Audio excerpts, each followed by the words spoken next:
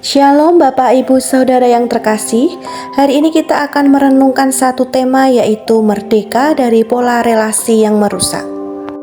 Dalam KBBI, kemerdekaan adalah bebas, tidak terikat, dan lepas dari tuntutan. Kemerdekaan adalah sesuatu yang sangat berharga.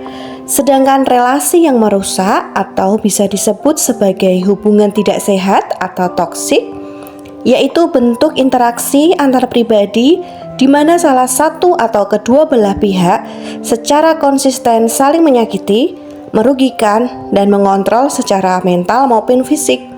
Jadi, merdeka dari relasi yang merusak berarti kita berani meninggalkan atau melepaskan pola yang merusak diri sendiri atau orang lain, serta berdiri teguh pada kasih karunia Allah, melepaskan ikatan yang toksik dan memulihkan diri kita di dalam Tuhan. Mari kita lihat beberapa ciri relasi yang merusak, dan apakah hari-hari ini ada di antara kita yang sedang mengalaminya. Yang pertama, manipulasi dan pengendalian, yaitu suka mengatur hidup, membatasi pertemanan, atau melakukan gaslighting, yaitu membuat korban meragukan kewarasannya sendiri.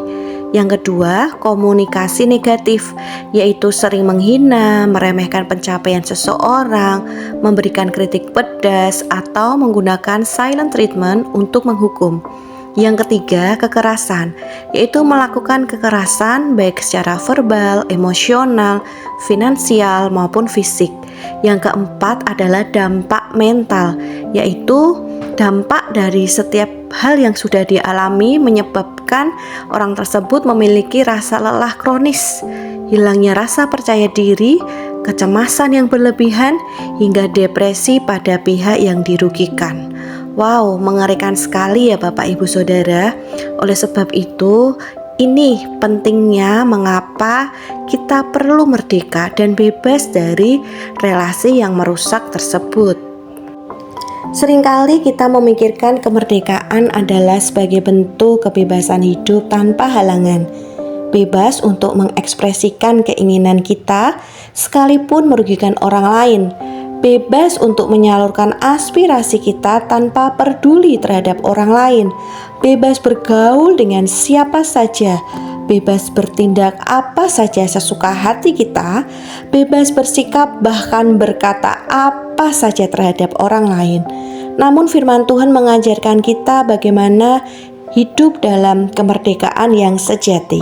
Kemerdekaan yang terjadi dalam kehidupan kita merupakan anugerah Tuhan yang besar. Perlu kita ingat bahwa kita ini sudah bebas dari penjajahan dosa. Pembebasan yang kita peroleh ini merupakan karya Tuhan melalui kematiannya dan kebangkitannya di kayu salib. Itu sangat mahal harganya, seharga dengan darah yang tertumpah dari Tuhan. Kemerdekaan yang diberikan Tuhan harus dipertahankan. Kemerdekaan yang kita alami harus terwujud nyata dalam kehidupan kita sehari-hari. Sejatinya, kemerdekaan membutuhkan pertobatan yang sungguh-sungguh dalam kehidupan kita. Dosa dan kejahatan tidak lagi menjajah kehidupan kita.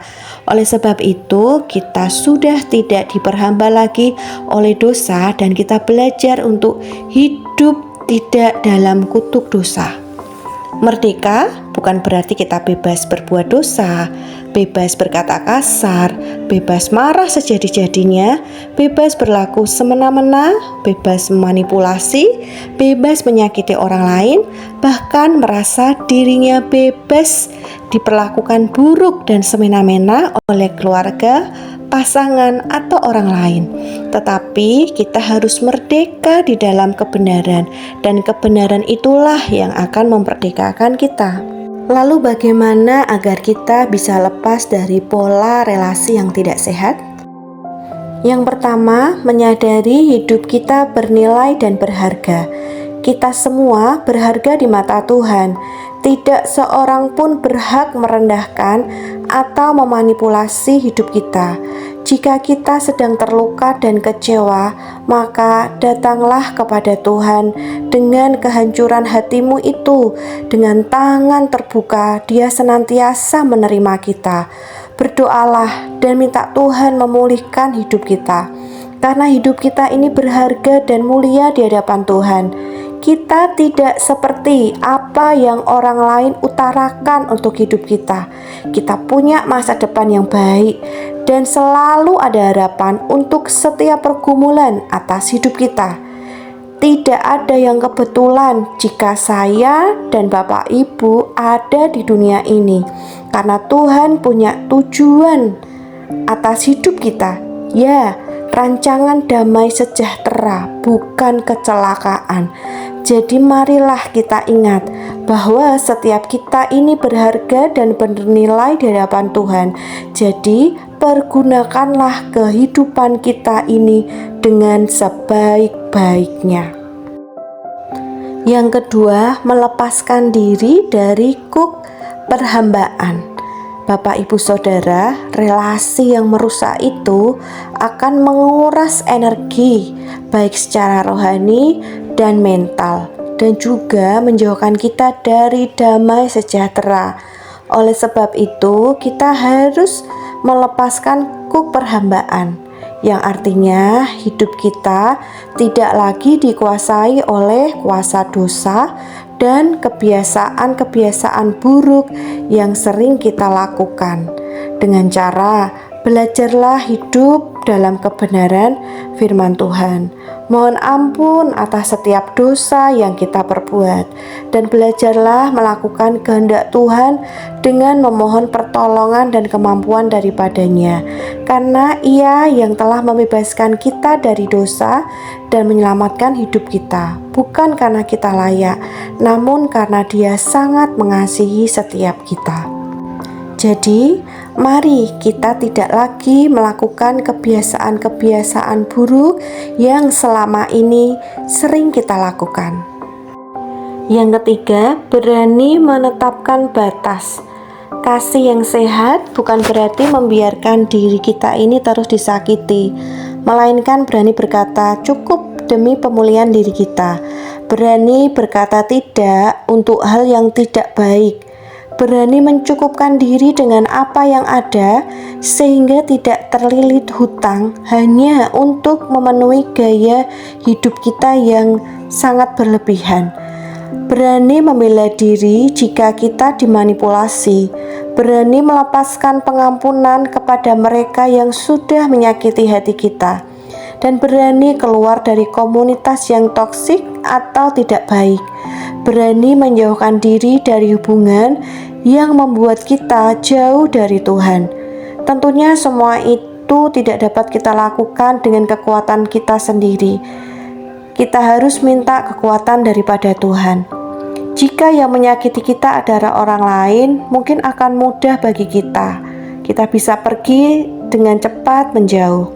Namun jika yang mengintimidasi dan menyakiti kita baik secara verbal ataupun non-verbal adalah keluarga atau orang terdekat kita, maka ini memang bukan hal yang mudah Bapak Ibu. Namun percayalah, pasti kita bisa melewati dengan cara utarakan pada Tuhan apa saja yang sedang kita rasakan, baik kesedihan, kepenatan, tekanan yang begitu berat. Karena Tuhan bukan Tuhan yang jauh, Dia selalu dekat dan mendengarkan setiap doa, setiap perkataan, bahkan setiap keluh kesah kita. Setelah Bapak Ibu mengutarakannya kepada Tuhan apa yang menjadi isi hatimu, perkatakanlah hal yang baik dan positif, bahwa kita ini tidak sendiri. Tuhan senantiasa beserta dengan kita, dan pasti ada pertolongan untuk setiap pergumulan hidup kita. Lalu mintalah Tuhan mengirimkan kekuatan ekstra buat kita, karena Dia sumber kekuatan untuk mengampuni, kekuatan untuk mengasihi, kekuatan untuk mencukupkan diri, kekuatan untuk bersyukur untuk segala keadaan, dan kekuatan untuk tetap dapat menjadi berkat bagi orang lain. Ingatlah selalu firman Tuhan dan mutiara-mutiara kehidupan yang sering kita dengar. Ingat juga bahwa segala sesuatu yang kita alami itu tidak melebihi kekuatan kita. Tuhan pasti mendatangkan kebaikan dalam setiap hal yang terjadi di hidup kita. Kiranya dengan pertolongan Tuhan kita dimampukan untuk bisa merdeka dari pola relasi yang merusak. Selamat berjuang, Tuhan memberkati.